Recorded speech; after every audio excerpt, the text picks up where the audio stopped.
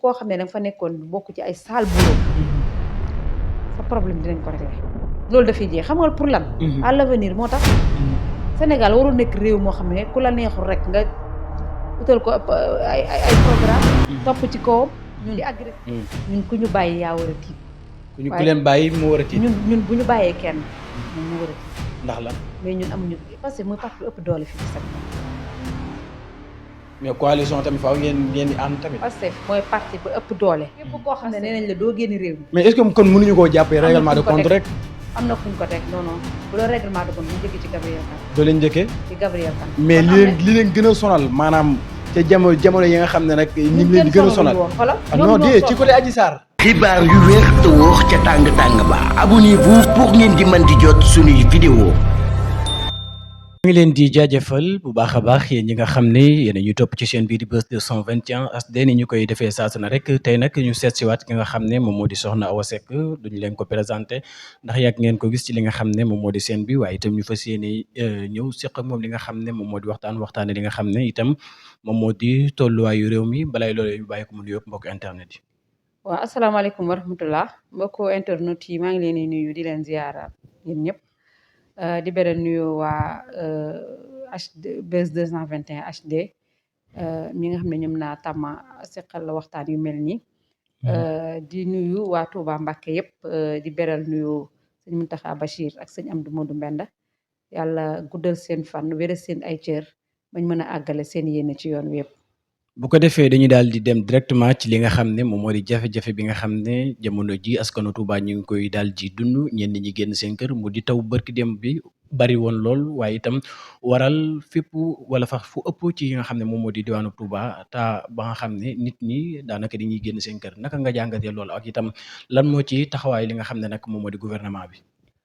waaw avant tout mooy jaale ñi nga xamante ni ñoom la ci seen bakken des. di leen jaale seen mbokk yi. di ñaan yàlla xare leen àjjana te seen coono yëpp yem fii njaboot gi ñu fi bàyyi tamit yàlla na leen yàlla mooy xolub muñ di ñaan yàlla tamit yàlla na yem fii rek di masaw aussi te ñi nga xamante ni ñoom la ci seen am ay yàqu-yàqu mooy dégâts matériels yi maa ngi leen di masaw bu baax a baax ndax gis nañ ñi seen ay oto yàqu na ci ñii ay seen matériel yu biir kër yàq na ci ñii seen ay dund yàqu na ci ñooñu tamit ñu ngi leen di masaw bu baax a baax a baax a baax waaw taxawaay bi nga xamante ni moom la ci état du Sénégal def ñëpp gis nañ ko. gis nañ bi affaire bi amee rek automatiquement le ministre Cheikh Tidiane Dièye ñëw na. le premier ministre tamit le président Ousmane Sonko joxe na ay directives. incha allah loolu yëpp dinañ ko appliqué. ñi nga xamante ni tey ñoo fi teewal tey jii état te nekk fii. au niveau local. ñoom tamit kenn ku nekk la nga ca mën. génn nga def ko.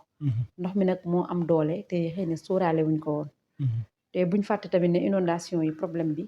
réglé wul woon ndax ñëpp xam nañu ñun fii bi ñuy toog c'est à 3 mois des hivernages boobu mënoo fee régler problème inondation moo tax lu ñu doon mën a ñëw tegg rek urgence yi canal yi fexe woon nañ ba defar ko ba ndox mi mën a jàll mais ndox mi ni mu ñëwee dafa dem ba canal yi fees mais malgré loolu yëpp lépp li nga xam ne mën nañ ko ci def nañ ko ba gis nga màggalu Tuubaa bi ren xëy na yaakaaroon nañ fi gën a metti bii nag taw bi nag dafa ñëw ak doole taw bi bari na ba pare dafa duré loolu moo tax dégâts yu bari am fi waaye incha allah ñaan nañ yàlla xëy na balaa beneen hivernage problème mu Touba inondation pour lépp réglé wul à 100% gëm nañ li ci ëpp dina teggeeku ndax gouvernement bi pare na ngir taxawu ñi nga xam ne ñoom ñoo ñàkk li nga xam ne moom moo di seen kër jamono ji pour wital leen li nga xam ne moom moo di ay kër yoo xam ne ñoom askan woowu nga xam ne ñoom la ndox mi nangu seen kër danañu fa mën a nekk ba nawet bi jàll.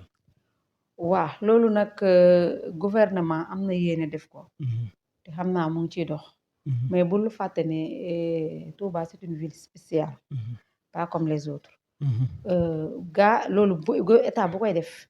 foog mu collaborer ci ak autorités religieuses yi nga xam ne ñoom ñoo nekk fii foog mu collaborer ci ak ñoom. ndax bul fàtte ne fii kër yi nga xam ne mën nañ fa recaser ay nit. loolu ci sëriñ bi la dépendre.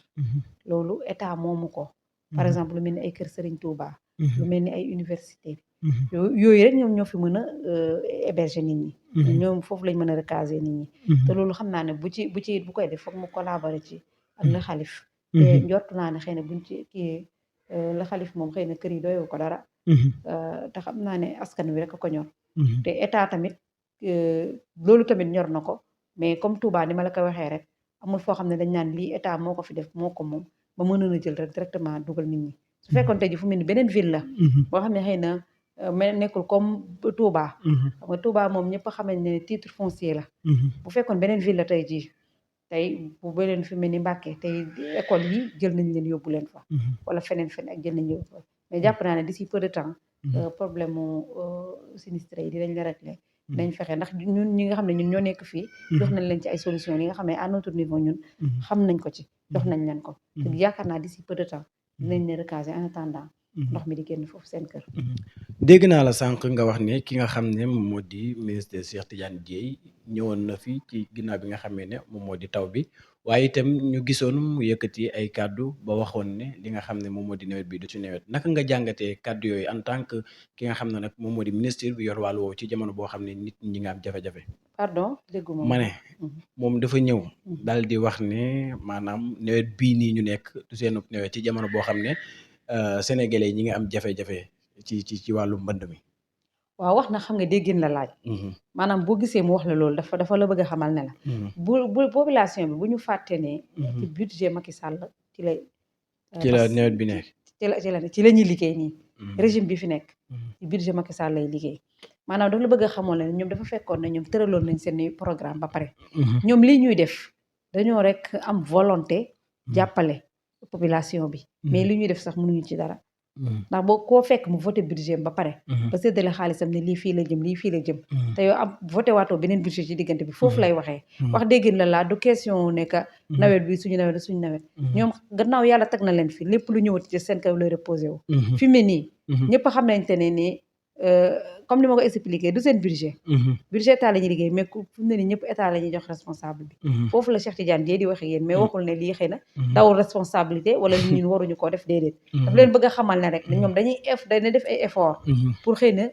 teggil nit ñi coono yi mais li ñuy liggéeyee nii du nekk loo xamante ni nii ñoom ñoo ko sàkkul woon seen bopp wala ñoo tegoon seen ay programme ne lii fii la jëm lii fii la jëm fekk nañ ñoom ñu arrangé seen i programme ba pare foofu la Cheikh Tidiane Dièye kon nag bu ñu déggee comme Cheikh Tidiane Dièye comme noonu nga ko expliqué mën nañoo jàpp ne déwén li nga xam ne am na fi dootu fi amati waaw am nañ ci yaakaar bu baax a baax jàpp nga ne daal maanaam dinañ régler li nga xam ne moo di problème mu inondation ndax gis nga le premier ministre Sonko inondation yi ak ko métti te ak ko yitteel gëm naa ne bu nawet bi jàllee moom taxawaay bi ci war a am yëpp bu beneen hivernage ñëwee du mel ni comme nii yaakaar naa dinañ ci taxaw jàpp naa ne daal hivernage yu ren bii gëm naa ne du mel ni déwén waaw léegi bu ko defee dañu daal di dem directement ci li nga xam ne moom moo di assemblée bi nga xam ne jamono ji moom njiitu réew mi tas na ko waaye itam jàpp ay élection ci li nga xam ne moom moo di 17 novembre bi nga xam ne moom la ñu daal di detmal naka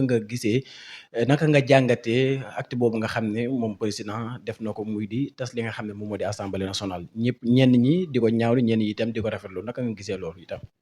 waa acte bi c'est un acte responsable la. c'est un acte sage. décision bu sage la jël.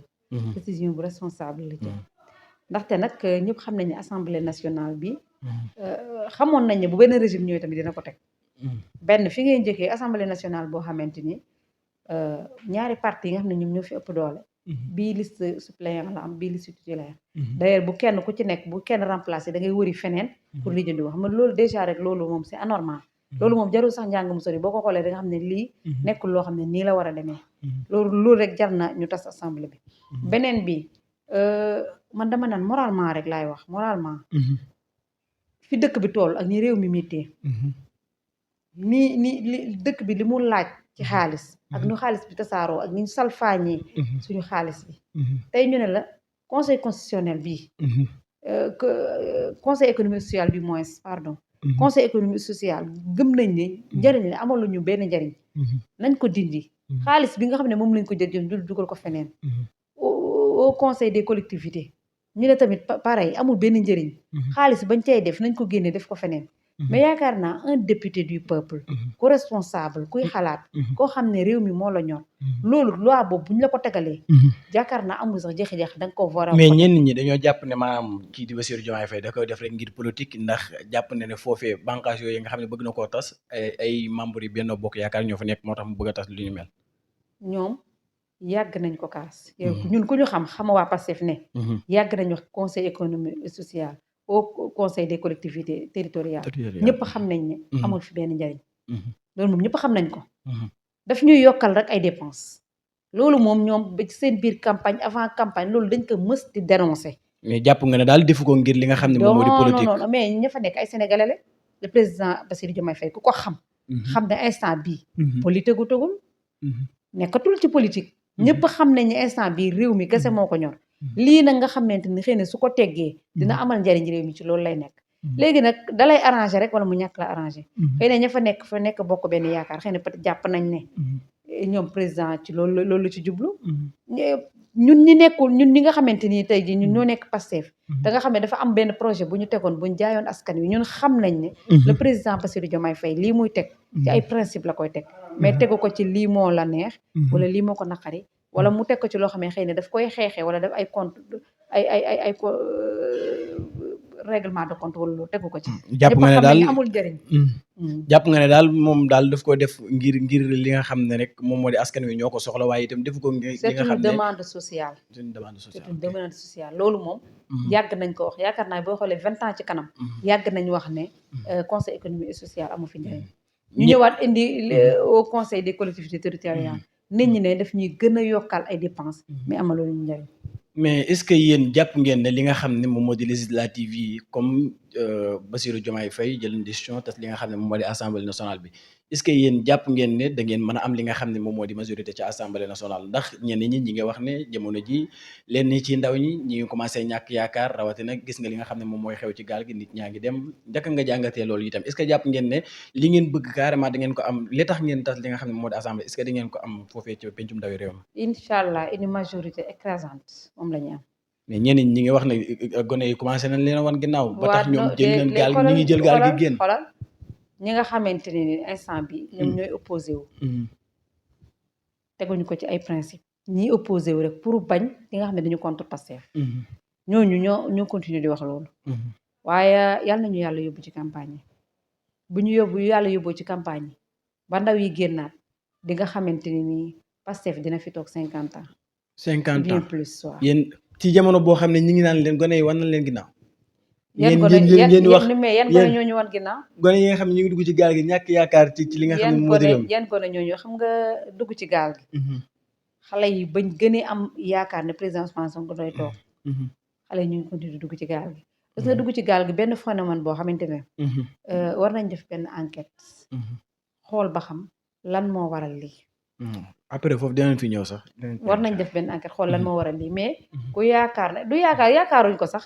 ñoom ñoo koy wax rek pour décourager loo nit ñi ñun avant ñuy dem élection 2024 mars bi passé ñaata gaal ñoo suuxoon ñaata ndaw ñoo ci ñàkk seen bakkan bari na dafa tere ñu gañe élection yi terewu ko kon xoolal gis nga seen raisonnement yooyu nañ ko bàyyi ñun dañoo yàgg dégg lu nekk mais ba tey fii taxaw ñu ngi taxaw te incha allah lu raw élection présidentielle yi dañ ko gis ci législative yi loolu nga jàpp daal léegi nag ñu des ci gaal yi ba tey gis nañu ki nga xam ne moom moo di Bassirou Diomaye Diakhar Faye ginnaaw bi nga xamee ne loolee am na mu dem ca Mbour daal di wax ne na li nga xam ne nag ñoom ñoo di ndaw ñi daal di toog ci li nga xam ne moo di réew mi waaye itam daal di wax ne képp koo xam ne gis na ak gaal guy dem wa ilaa moo xam ne dañoo bëgg a dem ku leen yoola da nga am li nga xam ne moom moo di ab neexal naka nga jàngatee kàddu yooyu nga xam ne Bassirou Diomaye Faye yëkkati na ko ginnaaw bi nga xam ne dem na foofee ca Mbour mais noonu la xam nga gaal yi gis nga lan moo leen tax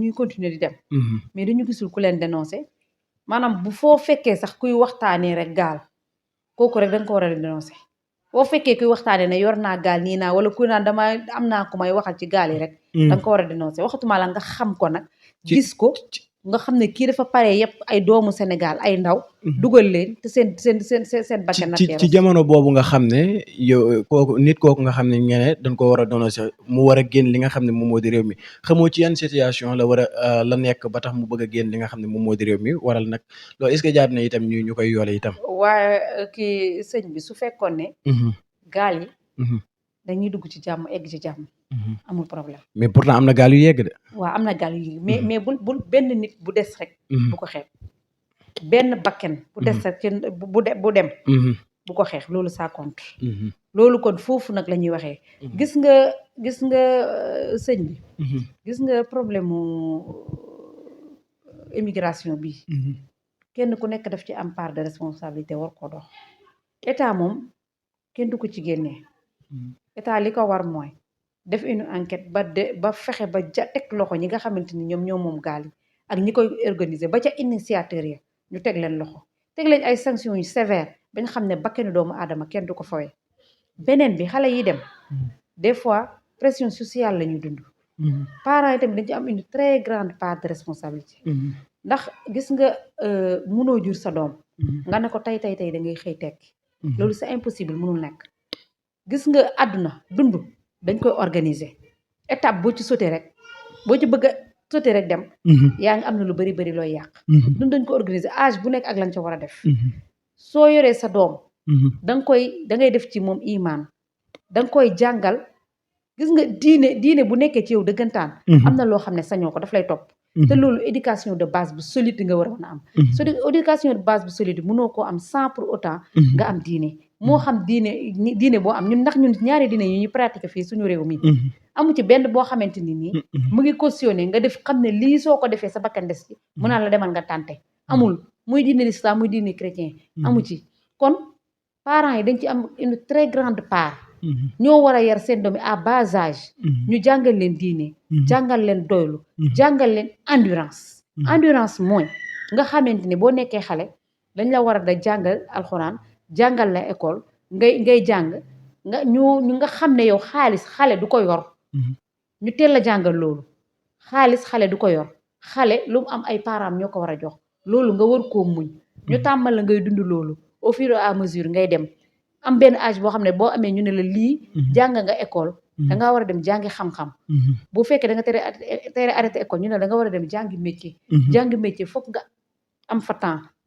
dégg nga foog nga jàngi métier ba mucc ñëpp mokk sa bopp ba nga am xam-xam boo dee jàngi école ñu ne la continuer demal amal ay ambition demal ba am diplôme yenn yi nga soog a mën a exercer leen nii loolu xale buñ ci yar tàggat la ko soo demee yaa xam da ngay jàngale ji yaa xam médecin ngay doon yaa xam ingénieur yaa xam leneen looy doon foofu di nga fa toog su fekkee da nga jàng alxuraan ba pare nga dem jàngi métier ñu téela ca métier ba nga jàngal ko ba xam-xam bi dugg sa bopp su ëllëgee boo biyee sa atelier fii di nga xam lii da nga ko téye ndax di nga xam fi nga jaar mais ñun salaamaaleykum maaleykum salaam ñu baal ma sénégalais yi da ngay am sa doom mu jàng tuuti ne damay bàyyi nga jël ko di ko jox ko saret muy daw wala nga di ko jaayloo ndox wala nga di ko utloo xaalis xaalis de du Tuubaa kese du Tuubaa kese de du Tuubaa kese da ngay dem da ngay génn fi ci gi da nga gis ay xale yu jigéen yu ndaw tollaguñu fenn mais nga gis ñu leen di jaayloo ay ndox wala ñu leen jox yeneen ñuy jaay wala ngay dem ci oto yi fii dem di voyage mais da ngay gis ay xale yi ndaw man waxuma mag ñi de ay xale yi ndaw ngay gis ñu jaay ay gerte di jaay ay lii di jaay ay kii du Tuubaa kese te loolu mooy teel a tàmmaloo xale bi xaalis su tamee xaalis ne day yaakaar ne moom kooku dafa war a am xaalis te dund dañ koy organiser addina yàkkamti baaxul kenn terewul kenn am ambition am nga droit soo amee junni nga ne dama bëgg 10 000 nga am 10 000 nga dama bëgg 15 000 kenn terewu ko mais nga def ko étape par étape teg ko ci yoon mais par la force dama war a am xaalis dama war a am kër ku nekk topp sa doom naan ko sa tabaxal ma kër ak dama war a dem màkkaak sama doom dafa am te wërsëg yemul mën nga bokk ak nit école ngeen jàng ba pare mais seen wërsëg yemul ki nga bokkal ndey ak baay sax amu leen tolloowu leen wërsëg yàlla dafa bind te yemalewul bul toog yaccaaral bañ boole ni ci yembar yi wala ci ñàkk fayda yi mais góorgóorlu na te loo am tamit nga doyloo ko te lépp looy am rek nga teg ko ci yoon loolu nag moo waral gaal yi pression familiale xale yi amuñu éducation bu baax kenn def joxu leen ay repère fenn pour ñu repérer wu ci kii wala ci kii loolu mooy wanal ñuy jékki-jékki di sànq seen bopp noonu di dem mais xam nga ne lii xam nga ne boo ko defee sa bakkan woon ngay dem kon xam nga ne yaa quelque chose nañ góorgóorluwaat yar xale yi maanaam daal bu ma la déggee li nga wax lépp mooy d'accord nga ci li nga xam ne Bassirou Diomaye Faye wax na ko à mu di 100% ku ñu gis muy dem rek nañu ko yoole à 100% te itam danañ jël ay daan yu ak ñooñu ay criminel sax nga leen di jàppee criminel nag criminel waaw criminel rëy na de criminel waaw léegi borom gaal gi criminel rëy na mbuur ñaata nit moo ci ñoom la ci seen bakkan bari nañ trop waaw léegi ki jëloon gaal googu dem kooku du criminel ay crime loolu lii crime la mais moom nag ba muy dem ba wala bokk ba muy yóbbu ñooñu jàpp na ne ñooñu danañ yegg amul woon benn assurance amul woon leen lu ko mën a garanti que ne moom mën na dem ba egg amul dem ba yegg ndax gis na gaal yi këpp ba tàyyi mais itam gis na gaal yi nga xam ne ñoom ñoo jàll tamit bul xool foofu bu benn gaal demee ñaari gaal dem ñetti gaal këpp na ci suuf nga jël ay xale yu ndaw yëpp leen ay xale yu jigéen ñoo xam ne ay mineur nga yëpp leen loolu irresponsable mënu ko passé ay criminel laa leen jàppee man ay criminel laa leen jàppee léegi dañuy daal di ñëw ci li nga xam ne moom moo di reddition des comptes jamono ji gis nañu ba démb ñu gis la nga xam ne moom moo di la tey mooy fisal ab xibaar waaye itam wax ñeneen ñi nga xam ne jamono ji tere nañu leen ñu génn li nga xam ne moom moo di territoire bu Sénégal naka nga jàngate loolu ku ci mel ne ki nga xam ne moom moo di Mamour Diallo Mame Mbaye Niang ak ñeneen ñoo xam ne ñu war a toll ci 16 personnes su ma jumul tere nañu leen ngir ñu génn li nga xam ne moom moo di territoire bu Sénégal naka nga jàngatee li nga xam ne nag jamono ji kii di njiitu réew mi def na ko waaw loolu noonu la war a mën a demee fan lañ génn jëm ak Gabriel Kane ak yooyu ma ne fan lañ génn jëm yow déjà xam nga ñoom xam nga ñun ñoom liñ xam ci seen bopp ñun xamuñu ko ci ñoom xam nañ ne nguur gii jub-jubanti la ñuy def jubbanti moom la ñuy def yow leer na ne yow ñii amul kenn ku ñuy raay le président Ousmane Sonko waxoon ne yàlla bu mu doon membre Pastef mais membre Pastef bu def ko mu jëfini wi dañ lay tëj kooku dina fi épargner keneen man dama ko rafetlu xam nga sénégalais yi kenn du leen fontoo ñun dañoo war a respecté wante ci suñu biir le président Bassirou Diomaye Faye tey su bàyyi woon ñii nga xamante ñu ngi njort ñoom dañoo lekkaale lu réew mi ñuy jaabante di dem di voyage dem di dikk kon dinañ ko laaj yow lan lañ leen doon fayee loolu gën na bokk ci li tax régime bee daanu xaalis bi ñuy pasaree di ko dépenser ay dépenses inutiles ñoo xamante ne ku la neex ngay jox xaalis ku la neex ngay jox passeport diplomatique ku la neex ngay jox marché mais lu la neex ngay def loolu bokk na ci li leen daane loolu yow ñun dinañ ko xeex ba tey ñun daan mu bàyyi ñun ñuy circuler di yéeg avion di voyager dem di ñëw kenn war jàpp nga ne daal mooy maam tere leen ñu génn li nga xam ne moom moo di mooy solution ci jamono boo xam ne tàmbaleegul mbir yi ma ne kenn waru fee bouger dañ leen soupçonné nañ toog fi ñu toog bañ régler seeni programme mais Gabriel Kane laalewul ci li nga xam ne nekku woon ci li nga xam ne nekku woon ministre nekku woon li nga xam ne moom moo di DG waaye itam gis nañu ko moom ñu ne ko ba mu génn li nga xam ne moom moo di territoire bu Sénégal en tout cas amuñu benn intérêt ci Gabriel Kane amuñu benn intérêt ci keneen suñ na ko toogal ça veut dire que am na lu ñu soupçonné mais ñoom li ñuy gën a topp mooy li nga xam ne ñoom doon def crime yi ci li nga xam ne moom moo di ci gouvernement bi waaye itam di luubal li nga xam ne moom moo di xaalis comprendre nga mais Gabriel kenn gis ñu ko woon ci yooyu gis ñu ko woon ci li nga xam ne moom moo di ci gouvernement nekkul li nga xam ne moom moo di DG nekkul itam li nga xam ne moom moo di kii ministère da nga naan yow gisoo ko gis nga yow dañuy ñëw Touba gi fekk fi benn Awa Seck rek ñëw na ko yow dootoo dem déedéet ñaata sénégalais lañ presque 18 millions buñ la ci seppee ne la yow la rek xamal ne yow la Gabriel Kane la tax ñu teg ko ñu ne ko mënoo voyage yi wala da ngeen a jàpp ne maanaam li mu nekkoon bàjjanu Adji Sarr rek moo tax ngeen bokk ci ñi nga xam ne moo tax ngeen téew tamit uy ma ñun suñu yoon ci nekk ku nekkoon bàjjanu Adji Sarr xam ngeen li doxoon ci seen diggante xam ngeen li doxoon ci diggante Adji Sarr ak Ousmane Sonko taxawaay bi nga xam ne Gabriel Kane amoon na ko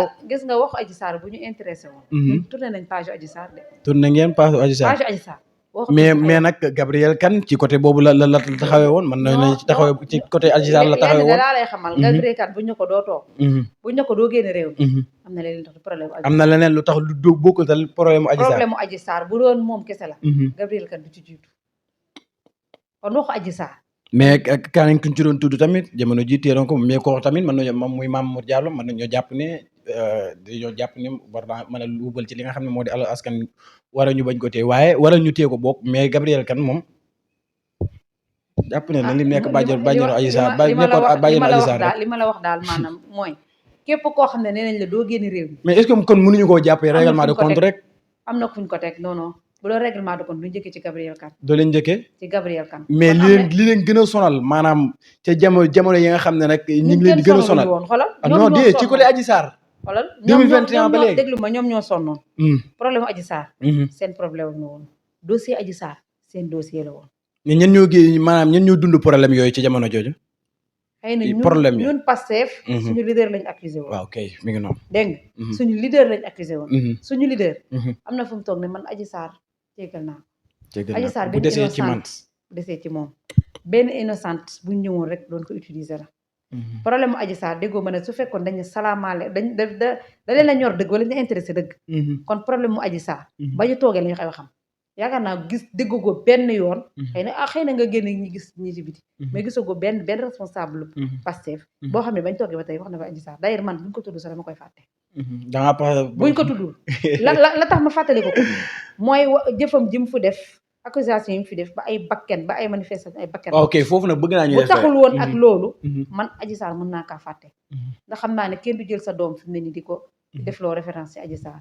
kon xam naa Adji Sarr moom fa mu toog. na fa toog rek. waaw mais nag ay Gabriel Kane dafa kii woon ak Adji Sarr moo tax ñu def non.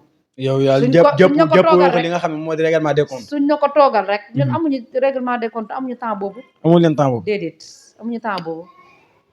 léegi bu ko defee dañuy daal di des ci li nga xam ne moom moo di reddition des comptes yooyu gis nañu ki nga xam ne moom moo di Moustapha Diakhaté yàgg naa wax ci ki nga xam ne moom moo di Ousmane Sonko fan yee gis nañu ko mu génn wax ni képp koo xam ne wóolu na la moo xam ci tribunal bu mën di doon wala gendarmerie bu mën di doon bul la laajee bul tontu na nga xam ne Ousmane Sonko ak Diomaye ñoom ñoo la bëgg a jàppalu naka nga jàngatee kàddu yoo nga xam ne Moustapha Diakhaté yëkkati na ko. loolu ay waxam la na bàyyi ba ñu woo ko buñ ko woowee mais moom est-ce que daa mel ni génne na ci boppam de parce que ñeneen ñi nga xam ne ñu ngi leen ciy tudd moom moo tax muy wax. man de xaw a bokk na ci xaw a bokk ci. xaw ma gis nga foofu mu toog di joxe ay conseil dafa war a tal boppam. yow daal maanaam bu ma la déggee daal maanaam moom faaw ñu woolu ko. ci déedéet waxuma faaw ñu woolu ko de man xamalu ma ko dara. xamalu ko dara déedéet xamalu ma ko dara. waaye gis nga mais damaa dégg kat nga naan dafa war a tal li nga xam ne moo di boppam. dafa waa déggoo ma ne dafa war a tal boppam. képp ku bokkoon APR dangaa war a tal sa bopp. képp ku bokkoon APR dangaa war a tal sa bopp. maanaam bi maanaam loo bëgg wax foofu.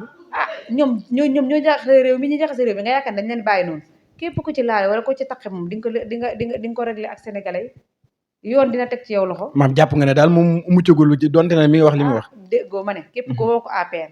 man dañuy dem bañ ne lépp. terminé na. dégguma la ci ma soog laa mën a setal mais xam nga foofu mu toog naan. bul wuyoo bul wuyu. bu mu ñaan yàlla ñu woo ko bis biñ ko woowee dina xam ba xam dina wuyu wala du wuyu. moo gën muy toog di joxe ay conseil yi ngay joxe. ci boppam la yem. nga xam naa ne bis buñ la yoon woowee ba teg la loxo bis buñ la tegee ci seen bureau yooyu di nga xam ba xam di nga tontu wala doo tontu. gis nañu démb ñu arrêté ki nga xam ne moom moo di Faram Beñeki xaw ma nu ñu koy waxee noonu turam bi nekk yoo tam koo xam ne ku ñu ràññeel woon ci convoi yi nga xam ne kii di Macky Sall daana ci nekk waaye itam ak ki nga xam ne moom moo di Amadou Sall démb daal dinañu koy arrêté bokkoon nañ ci ñu doon tuumaal ne doon topp ki nga xam ne moom moo di Dambo ci jamono ba nga xam ne jugee na ba nga xam ne moom moo di TFM def émission boobee naka nga gisee arrêté bi nga xam ne nag jamono ji daal dinañu ko koy def. waaw mooy sànq li ma la doon wax rek gis nga. yooyu dafay jeex. gis nga yow la fi xewoon. xewi na lawoon wonni na. yooyu yëpp jeex na fi. période bi dama lay waxal ne la. képp koo xam ne danga fa nekkoon bokk ci ay sale boulot. sa problème dinañ ko régler. loolu dafay jeex xam nga pour lan. à l'avenir moo tax. Sénégal warul nekk réew moo xam ne ku la neexul rek nga utal ko ay programme topp ci kawam. di agresser nit ñi. di def ay complot di def ay kenn xamul loolu dafay war a jeex. loolu dafay war a jeex. moo tax ma ne la. lii ñuy def nii man dama ci ànd man daal suñu toogoon croiser les bras. képp koo xam ne da nga fay nekkoon def saal bu la ñu bàyyi la ngay circuler def lu la neex.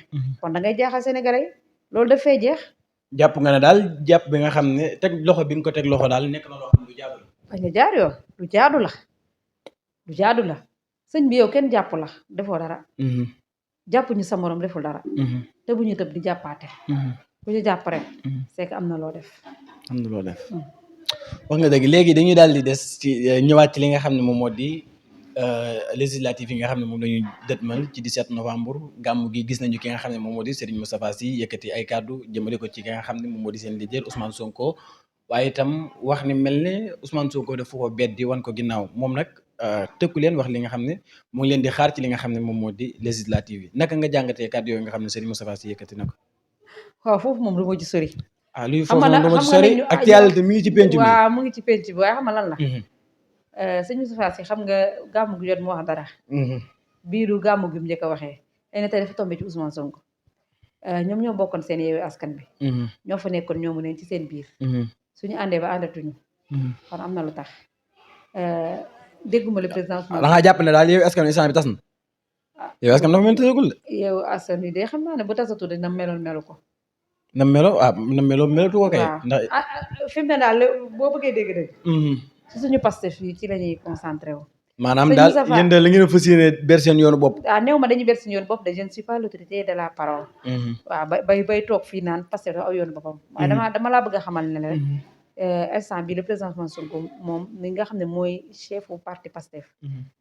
mu ngi ci Pastef. mu ngi koy organiser. mu ngi lijjanti. mi ngi xool lu jaarul woon yoon xëy na mu jubbanti lu dëngoon mu jubbanti ko instant bi ci la nekk. loolu moom xamal naa mais gisoon ngeen defoon ngeen coalition bu rëy boo xam ne fesoon na lool ci Sénégal mu di Yewwi Askan Wi si Moustapha Sy bokk ci waaye itam bokk ci ñi nga xam ne jàpp na ne moom bokk na ci ñi nga xam ne moom moo gën a taxawal li nga xam ne moom moo di Yewwi Askan Wi moom est-ce que bu jékki-jékkee rek di leen tëkku di leen wan li nga xam ne moom moo di ci di leen xaar ci li nga xam ne moom moo di élection législative yi est-ce que jàpp ni itam yéen war ngeen a xaw a tiit ndaxte jàpp ngeen li ngeen amoon ci li nga xam ne moom moo di législative yi ñu weetu mënu leen ko am ci li nga xam ne moom la ñu dëtmal nii. ñun ku ñu bàyyi yaa war a tiit. ku leen bàyyi moo war a tiit. ñun bu ñu bàyyee kenn. moom moo war a tiit. ndax lan. mais ñun amuñu parce que mooy parti bu ëpp doole fii ci Sénégal. mais coalition tamit faaw ngeen di ànd tamit. Pastef mooy parti bu ëpp doole. Pastef mooy parti boo xam ne instant bi kenn mënu koo dab kenn mënu koo jege dañ koy séen. mooy parti bu ëpp doole. ci Sénégal. parti boo xam ne kenn mënu koo dab. parti bi dañ koy séenee rek mais jege ko sax doo ko def. tiituñu kenn ragaluñ kenn ñun kese suñu demee élection sax tiituñu kenn ñun nit ñi ñooy bëgg a ñëw ci ñun. wóolu ngeen seen bopp ci législative nit ñi ñooy bëgg a ñëw ci ñun. mais bii da ngeen xam ne maanaam yi wees woon ak yi bokkul de. nit ñi ñoo ñuy envier. waaw nit ñi leen soxla envier ñu benn parti. ñun ku ñu topp ñu tamit dañuy séen mais doo ñu jege. Pastef moom moo am doole. yàlla moo ko jox boobu force. kenn mënu ci dara ba pare dañu am leader boo xamante ni dafa jafe ci leader politique yi. ñu am ay responsable yoo xamante ni dañoo jafe ci les responsables politiques. sénégalais yi wóolu leen nag te jox leen bopp. ñoom aussi tamit li ñuy def. ànd ak bëgg-bëgg sénégalais yi. ñun gis nga bu parti politique yi ci sénégalais yi àndandoo woon ne demuñu Pastef. amuñu dara lu ñuy tiit. amuñu dara lu ñuy ragal. ñun nit ñi ñoo ñuy envier mi ñun envier wuñu benn parti. te ku ñuy def tamit dañuy séen rek de. mais doo ñu mës a jot. en tout cas daal yow bu ma déggee muy wóolu ngeen seen bopp. dañoo wóolu suñu bopp waaw. léegi nag dañuy ñëwaat ci li nga xam ne moom la Bassirou Diomaye Faye daal di jàpp xam nga diggante bi gàtt na ñaari weer la xawma ñaari weer ak tuuti moom la jàpp li nga xam ne moo di législative yi est-ce que jàppoo ni maanaam daf koo gàttal ngir xañ ñi nga xam ne ñoom ñoo di opposition bi mën a def li nga xam ne moom moo di seen i coalition dajaloo def li nga xam ne moo di seen coalition mun ñoo jàppee loolu nga xam ne Bassirou Diomaye Faye gàttal na mbir mi loolu tax mu def ko. mais coalition moom dafa jëlul temps de mais ñoo waroon nañoo préparer sax xamoon nañu assemblée bi dañ koy tas. xamoon nañu assemblée bi dañ koy tas coalition jarul temps jarul yenn temps yi yow tey su la leeroon ne tey ji da nga bëgg a dem législative nga yor sa mouvement wala nga yor sa parti man ma bëgg a biir mouvement parti yow nga sentir ne ñu ñaar déggoo nañ et pourquoi pas avant ñuy jël décision bi ñun ñaar ñu commencé wax suñu jàppee date bi rek ñu daal taxawal suñu coalition jël coalition kat jarul benn temps amul benn temps on a 2 mois. ku ci bëgg a tëral ko teg coalition. mais 2 mois gàtt na de. ku bëgg a dem ak sa bopp 2 mois gàtt na ci préparation ci opposition bi tamit. wala da ngeen wóolu seen bopp moo tax ngeen def ko kii rek yamale ko ci 2 mois. ñun ba ñu nekk opposition sax dañoo wóolu woon suñu bopp. waaye ba ngeen nekk opposition dawoo leen dem yéen kese élection nag boo cay dem te wóoluwoo sa bopp. bi maanaam yéen jamono jooju demoo leen yéen kese da ngeen defoon ay coalition. ma ne élection jamono ngeen nekk ci opposition bi. ñun période boobu bu ñu demoon ñun kese sax wóolu woon nañ suñu bopp. ñun kese mais comme ni ngeen demee woon ci assemblée nationale. déggoo mën na la. période boobu. suñ demoon ñun kese nga xam ne ñun ñoo am doole. mais est-ce que nekkul ne tey ngeen gën a am doole ke jamono jooju tamit. déedéet. jamono ji ngeen gën a am doole ke jamono jooju. ma ne. suñu doole. ba élection présidentielle 2019 wane ginnaaw ba tey. doole jooju ñu ngi ko téye. bokk na ci li ko yëkkati muy coow Adji Sarr. ma ne la doole jooju ñu ngi koy téye ñun élection présidentielle bi passé ba ñuy dem. xëy na amaguñu woon expérience élection. xëy na 2019 c'était suñu première participation. mais boobu su fekkoon ñu am tuuti expérience. du ngeen fi gis lu kenn gisul. élection législative yi passé. muy 2022 yi. suñu demoon ñun kese laa la wax kese. li ñu am dañuy am wala ñu am plus. jamono yooyu tam da ngeen dem li nga xam moom moo di coalition moo tax mu demee ni mu demee. ma ne la coalition bi ñun mi demoon ñoom kese sax ñun dañuy dem. maanaam da ngeen di dem. yow da ngeen am li nga xam ne moom ngeen bëgg. leer na ne yow yeewu askan bi. ñu sympathisant waxuma les militants de. sympathisant yi nga xamante ni ñëw nañ sax voteel ñu. jàppale ñu bu baax a baax ci côté yépp. même bu fekkee c'est pas politique. jàppale ñu. xam nga ne Pastef moo tax. yow Pastef moom moo am doole Pastef ñëpp a bëgg a ànd ak moom moo envié wul kenn de mais ñëpp a bëgg a ànd ak moom. en tout cas daal wóolu ngeen seen bopp trop. dinañ ci waxaat yal nañu wóolu ngeen seen bopp yàlla fii lañ ko waxee. yàggatul dara. maa ngi lay ñaan. nga topp ñu duñu suivre. maa ngi lay ñaan. pour élection législative yi jàmm ak salaam. ñu toogaat jotaay bi. incha allah maa ngi la koy léegi dañuy jeexalee ci yéen ñi nga xam ne yéen ñi bokk yéen mouvement bi nga xam ne yéen a bokk ci Pastef di MONAF seen taxawaay lan la nar a doon ci li nga xam ne moom moo di législative yi ñu jot mal ñu jeexalee foofu. waaw MONAF nag mooy mouvement national des patriotes handicapés dont je suis la vice-coordinatrice. fas yéene participer rek ci élection yi comme ni mu daan def. élection présidentielle yi daf ci am taxawaay bu am solo. amul lenn loo xamante ni étape bu ñu def. te MONAF des ci ginnaaw. depuis le président Diomaye toogee ba tey tamit lépp lu ñu def ñu ngi ci. waaw amul lenn loo xam ne def nañ ko de te kon mën nañoo jàpp ne mouvement MONAF mën naa bokk ci li nga xam ne moom moo di député da ciy bokk day participer ci élection législative yi incha allah rabbi. c'est un mouvement organisé nag comme ni parti bi organisé. te dafa basé wu ci parti Pastef mu organisé wu. ñun aussi ñu nekk ci biir mouvement bi ñun tamit ñu organisé wu. waaw dañuy organisé wu ci parti bi organisé wu ci mouvement bi mais incha allah MONAF moom dina participer ci élection yi incha allah. ci élection législative yi incha allah. kon amoon nañu mbégte dalal la Soxna Awa Seck bu ko defee nag dañu lay daal di bàyyee nga tàggatu wa ilaa lépp loo xam ne bëggoon nga ko wax ca suñu xel àggu ca bu ko defee nga mën cee kii incha allah. waaw fi may daanalee rek di ñaan suñu autorité yi. nit ñu waxtaan ak autorité religieuse yi nekk fii. ñu jox leen kër yi Serigne Touba yi nga xamante ni. ñu ngi ko tëj ñu recaser si suñu mbokk sinistré yi noonu laa leen ko mën a waxee. ñu ñëw recaser leen si entre temps ba ndox ma di dégager wu seen kër. ndax sonn nañ lool métti na trop góor ñi mënatuñoo dem liggéeyi xale yi ñu ngi feebar mag ñi ñu ngi jël di leen rawale di leen dawale feneen te loolu métti na te yombul. sëñ Mountakha nag gis naa def na geste bu amati solo comme ni mu ko tàmm di defee chaque jour gis naa ji ci dina démb 200 millions teg ko pour jàppale leen ko ñuy ñaan rek loolu baax na mais nit ñi dañoo bëri. sëñ Mountakha def na yéene mais macha allah Touba li fi inondé dafa bëri famille yi mu laal dafa bëri léegi ñu leen di ñaan ñu bàyyi xel surtout ñi gën a sori. te di fàttali ne Touba du jumaa ji rek du Daara Xuddoos rek du alentour yi. am na ñoo xam ne ñu ngi nekk ci sanjaani ba ci kaw a kaw. ñooñu nañ dem nemmeeku leen déjà démb rek defoon nañ loolu. demoon nañ seeti leen nemmeeku bi fekk nañ situation bi difficile. malgré loolu yëpp ñu ngi oote naan.